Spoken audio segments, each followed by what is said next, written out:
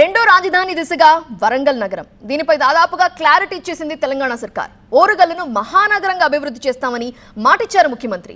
అటు ఓరుగల్లునే కాదు, తెలంగాణ రాష్ట్రం మొత్తం మీద అభివృద్ధికి ఎవరడ్డుపడ్డా అంతు చూస్తామంటూ ఘాటుగా హెచ్చరించారు. కేసీఆర్ కిషన్ రెడ్డిని ఉద్దేశించి రేవంత్ చేసిన కామెంట్లయితే కాంగ్రెస్ క్యాడర్కి కొత్త జోష్ ఇచ్చాయి.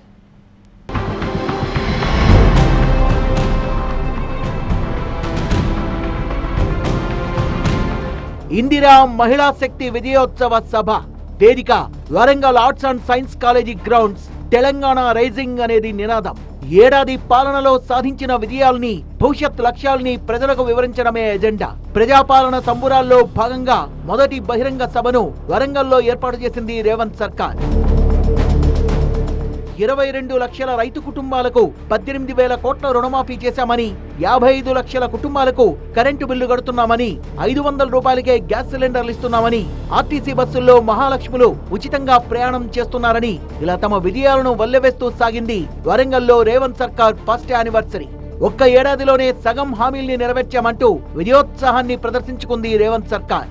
ముఖ్యమంత్రి బట్టి విక్రమార్క గారు సోలార్ పవర్ ప్రాజెక్టులు ఇవ్వాలని, 1 కోటి మంది మహిళల్ని కోటీశ్వరులను చెయ్యాలన్న ఆలోచన చెబుతుంటే, టాటా బిర్లాలనే కాదు అదానీ అంబానీలను తలదన్నే వ్యాపారవేత్తలుగా మా ఆడబిడ్డల్ని ఇందిరమ్మ రాజ్యంలో తయారు చేసి కార్పొరేట్ కంపెనీలకు సవాలు విసిరి ఈరోజు సౌర విద్యుత్ ప్రాజెక్టులు ఆడబిడ్డలకు ఇవ్వడానికి ఇవాళ మన ప్రభుత్వం నిర్ణయం తీసుకున్నది. ఇదే సమయంలో అభివృద్ధిని అడ్డుకుంటున్నారంటూ అపోజిషన్ పార్టీలపై విరుచుకుపడ్డ సీఎం రేవంత్ రెడ్డి తనదైన శైలిలో చేసిన రాజకీయ విమర్శలు కూడా వరంగల్ సభను రక్తి కట్టించాయి. కేసీఆర్ అనే మొక్కను మళ్ళీ మొలవని అని తెలంగాణ రాష్ట్రంలో రాసి పెట్టుకోండి.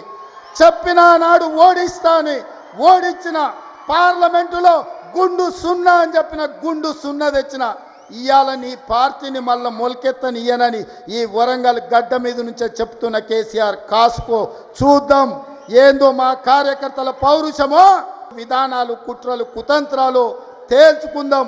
కేసీఆర్ కి అసెంబ్లీకి వచ్చే దమ్ముందా అని సూటిగా ప్రశ్నించారు. ముఖ్యంగా బీజేపీ తెలంగాణ చీఫ్ కిషన్ రెడ్డిపై తీవ్రమైన విమర్శలు చేశారు.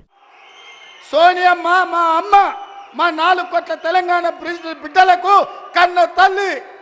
ఆమెకు ఊడిగం కాదు, ఆమె కాళ్ళు గడిగి ఆ నీళ్లు నెత్తి మీద చల్లుకున్నా అది తక్కువనే అవుతుంది. కిషన్ రెడ్డి, ఇప్పటికైనా నీ పాపాలు కడుక్కోవడానికి రా. సోనియమ్మ కాళ్ళు గడిగి మన ఇద్దరం నెత్తి మీద చల్లుకుంటే మోడీకి ఊడిగం చేసినందుకు కొంతైనా నీకు ప్రక్షాళన జరుగుద్ది అంటున్నా. తెలంగాణలో మరో 4 ఎయిర్పోర్టుల్ని నిర్మించబోతున్నట్టుగా చెప్పారు. వరంగల్ ను హైదరాబాద్ కు ధీటైన నగరంగా మార్చేందుకు ప్రయత్నిస్తున్నామని, వరంగల్ అభివృద్ధి చెందితే సగం తెలంగాణ అభివృద్ధి చెందినట్లే అని చెప్పారు ముఖ్యమంత్రి రేవంత్ రెడ్డి. ఈ నగరం చారిత్రాత్మకమైన నగరం. ఇక్కడ కట్టిన 1000 స్తంభాల గుడి కావచ్చు, రామప్ప దేవాలయం కావచ్చు, ఇలా చెప్పుకుంటూ పోతే ఇక్కడున్న కోటలు కావచ్చు, ఇక్కడున్న చెరువులు కావచ్చు, ఇక్కడున్న సంస్కృతి ప్రపంచానికి ఆదర్శంగా ఉండే గొప్ప నగరం. అలాంటి నగరం ఉమ్మడి రాష్ట్రంలోనే కాదు, ప్రత్యేక తెలంగాణలో కూడా చంద్రశేఖరరావు గారి చేతిలో మోసపోయి గోసపడుతుంటే ఈ నగరము ఇది పట్టణంగానే నిలిచిపోతే ఈ పట్టణాన్ని గొప్ప నగరంగా చెయ్యాలి. హైదరాబాదు నగరానికి పోటీ నగరంగా ఒక అద్భుతమైన అభివృద్ధి చేయాలని ఆలోచన చేసినాం. వరంగల్ చైతన్యపు రాజధాని, మహనీయుల్ని తీర్చిదిద్దిన నేల.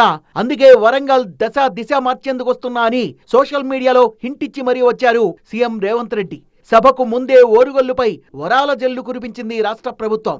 మామునూర్ ఎయిర్పోర్ట్ నిర్మాణానికి 205 కోట్లు, గ్రేటర్ వరంగల్ సిటీ అడ్మినిస్ట్రేషన్ టవర్లకు 32.5 కోట్లు, ఇన్నర్ రింగ్ రోడ్ పొడిగింపు కోసం 80 కోట్ల నిధుల్ని మంజూరు చేసింది. ఓరుగల్లు టూరేసిన సీఎం రేవంత్ రెడ్డి కాళోజీ కాంస్య విగ్రహాన్ని ఆవిష్కరించి, కాళోజీ కళాక్షేత్రాన్ని ప్రారంభించి ఫోటో గ్యాలరీని సందర్శించారు. కాళోజీ డాక్యుమెంటరీని వీక్షించారు. వరంగల్ మాస్టర్ ప్లాన్ ఆవిష్కరించారు. వరంగల్ ను మహానగరంగా తీర్చిదిద్దుతామని, రెండో రాజధానిగా అభివృద్ధి చేస్తామని ప్రభుత్వం చేసిన ప్రకటనతో ఓరుగల్లుకు మహర్దశ పట్టబోతోందన్న క్లారిటీ వచ్చేసింది.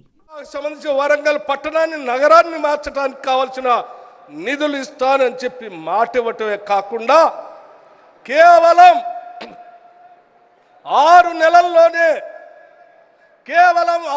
నెలల్లోనే కాళోజీ కళాక్షేత్రానికి కావాల్సిన డబ్బులు రిలీజ్ చేసి కట్టించి ఈరోజు మీ అందరి ముందు ప్రారంభోత్సవం చేశారు.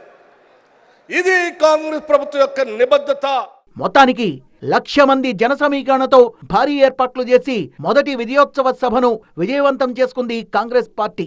వరంగల్తో పాటు రాష్ట్ర వ్యాప్తంగా జరగబోయే సంక్షేమ అభివృద్ధి పనులపై స్పష్టతనిచ్చే ప్రయత్నం చేసింది.